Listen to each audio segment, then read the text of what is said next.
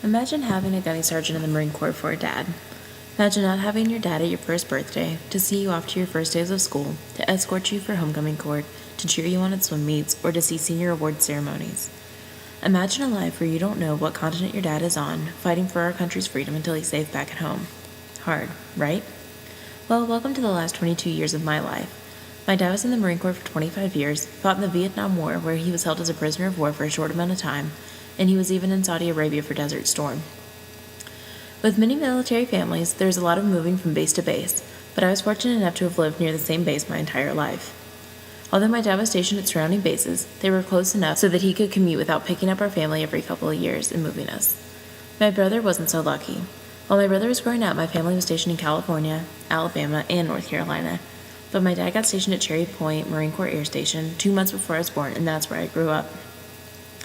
My life as a child of the military has influenced the way I was raised tremendously, as does it affect the lives of children across the nation every day. The military even impacted when I was born. My brother and I have a 14-year age difference because my mom didn't want to have to raise another child by herself. I was raised in a very strict household. Growing up, my dad didn't have the best home life, so military was his first option when he turned 18, and it's all he's ever known. It made him a very tough, strong person, and at many points in my life, I was treated as one of my dad's Marines. As with all men, he still has a soft spot, especially for me. No matter what country he travels to, he always brings me back a little something to show that he was thinking about me while he was over there. My entire hometown has a huge military influence. Harrier jets and other aircraft fly overhead every day.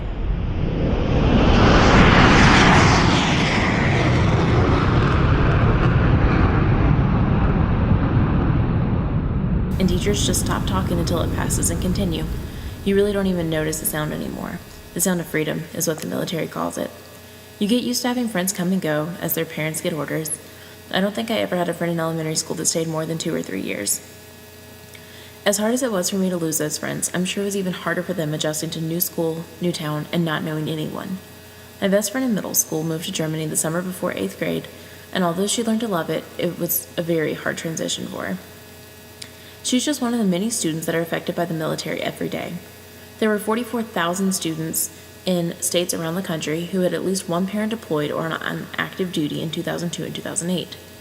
In North Carolina alone, there are 9 military installments, which means many students that I could potentially be teaching may be going through some of the same emotions I went through at their age. As a soon-to-be educator, I have to keep the interest of all my students in my mind, and my experiences as a child of a Marine will help me relate to students with parents in the military. When a student has a parent go overseas or leave for training, it can have a negative impact on their grades, especially if they're very close with their parents. These deployments can range anywhere from 8 weeks to 18 months, and during this time, students may seem more anxious and emotional than usual. They might not be able to concentrate.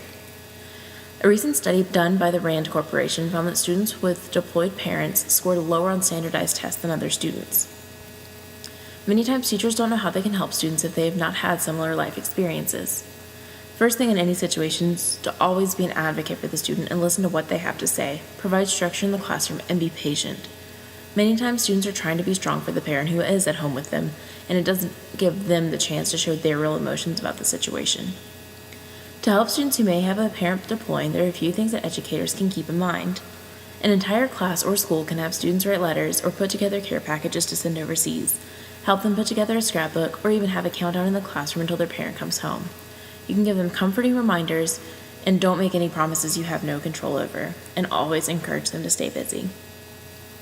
Although my dad is no longer active duty, he's still a civilian contractor for the government and still goes overseas quite often. I'm incredibly proud of him and what he's done for our nation, and I'm sure I don't tell him nearly enough. Although he did miss my first birthday and pretty much all of my high school years, I know that he'll always be there for me, and he had a commitment to fight for our country. He's traveled the world more than I could ever dream to, but he did it in uniform. I'm not sure how my life would have played out without the military, but I'm not really sure that I would want to know. I've enjoyed my life, military influence and all.